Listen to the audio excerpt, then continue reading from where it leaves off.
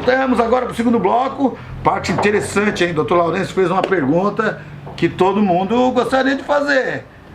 Quando aconteceu aquele acidente com Ayrton Senna, foi cortado um pedaço das cenas. Será que ali não estava a prova definitiva da culpa ou não culpa? Se foi acidente ou não foi acidente da morte do nosso campeão mundial? Pois então, vamos ver a matéria, vamos conferir agora. Boa noite, Cabrini. Eu, na verdade, não sou jornalista, sou médico aqui da cidade. E eu queria te fazer duas perguntas. Curiosidade, eu te admiro o teu trabalho, acho que diante de um maior repórter investigativo do mundo, acho, aqui na frente. Essa é a minha humilde opinião. Primeira pergunta, como é que você fez todas essas investigações? Você deve ter sofrido algum tipo de ameaça de vida. Como é que você trabalhou com isso? Como é que você conseguiu lidar com essa situação?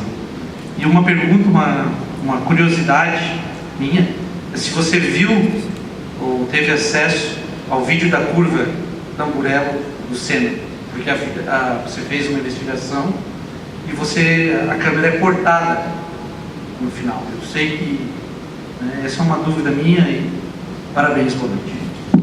Primeiro a questão do Ayrton Senna, né? Essa imagem a qual você se refere é uma imagem que eu levantei.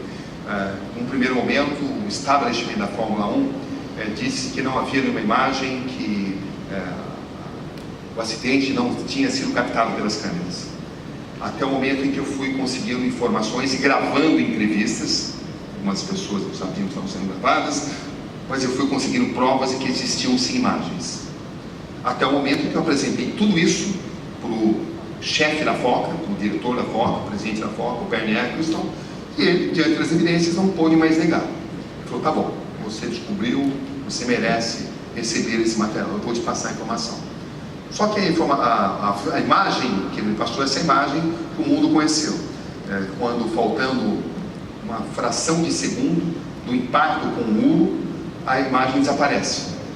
Eles deram a explicação de que o diretor de TV cortou por uma outra imagem de outro acontecimento.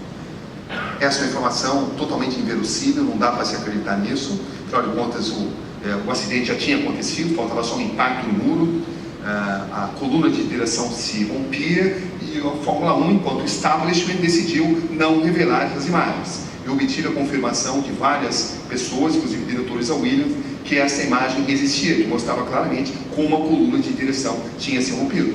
Mas a Fórmula 1 decidiu não exibir. Essas imagens existem, eventualmente podem ser exibidas. Da mesma forma como foi manipulada também a morte dele. Um dia antes da morte do Ayrton Senna, morreu o piloto Roland Ratzenberger. O próprio Senna falou para mim, olha, o Ratzenberger não morreu no hospital, conforme está sendo divulgado, ele morreu aqui na pista. Mas pela lei italiana, quando acontece um sinistro, quando acontece um acidente com morte, o evento tem que ser paralisado. Ou seja, a corrida que matou o Ayrton Senna da Silva não poderia ter sido realizada porque no dia anterior morreu o Roland Ratzenberger na própria pista. Por isso foi manipulada, foi fabricada a informação de que ele tinha morrido no Hospital Maggiore de Bolonha. Eu tenho todas as evidências, todas as informações de que o Senna também morreu na pista, quando ele tem aquele espasmo muscular, uma imagem que ficou muito séria. Quando eu cheguei, eu fui o primeiro repórter a chegar no Hospital Maggiore de Bolonha, eu via médicos mais interessados em dar entrevistas coletivas longas, do que supostamente atender a um paciente que estava lutando contra a morte, numa mesa de cirurgia. Eles deveriam estar atendendo o paciente, deveriam estar perdendo tempo dando entrevista coletiva. Foram 5 boletins, até várias gradações, né? Gravemente ferido, morte cerebral, até chegar ao anúncio da morte. E a Elke tinha me perguntado lá de você se deixar levar pela emoção, né?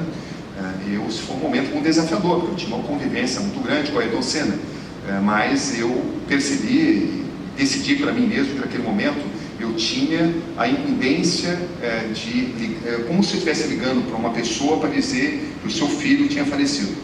Eu estava fazendo isso coletivamente, porque todo brasileiro tinha essa relação com a Ayrton Senna.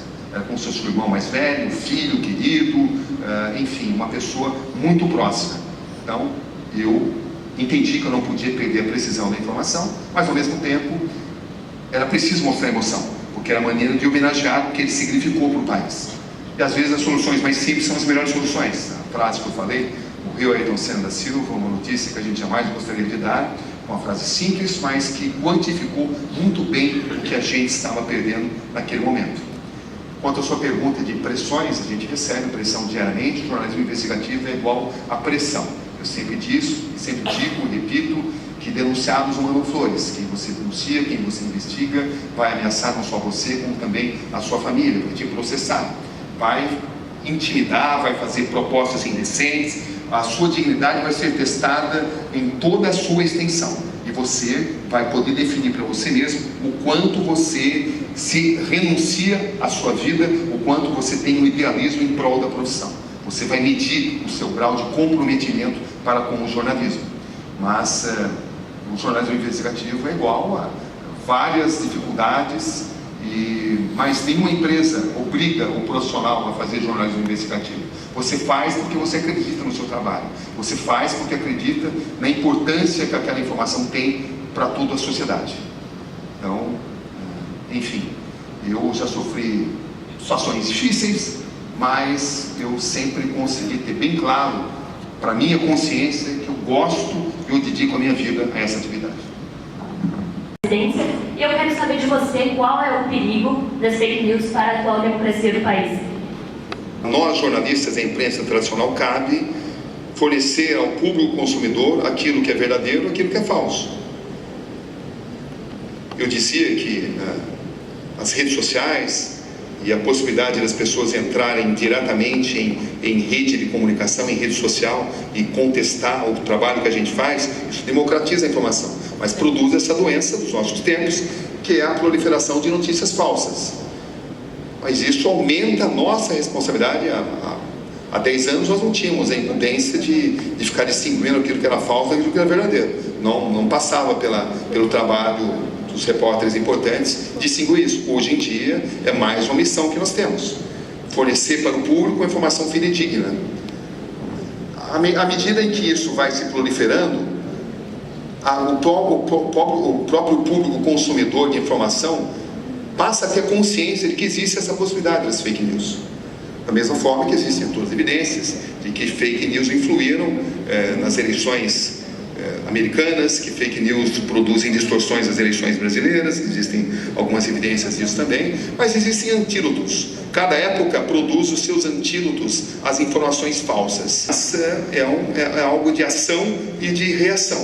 Fake news, se por um lado é um problema mundial, não é só no Brasil, isso acontece no mundo inteiro, a possibilidade da proliferação de notícias falsas, por outro lado também valoriza o trabalho do repórter, porque quando você quer saber se uma notícia é falsa ou verdadeira, você vai no site que tem credibilidade, você vai no canal que tem credibilidade, na agência de notícias, enfim, no veículo de comunicação de credibilidade.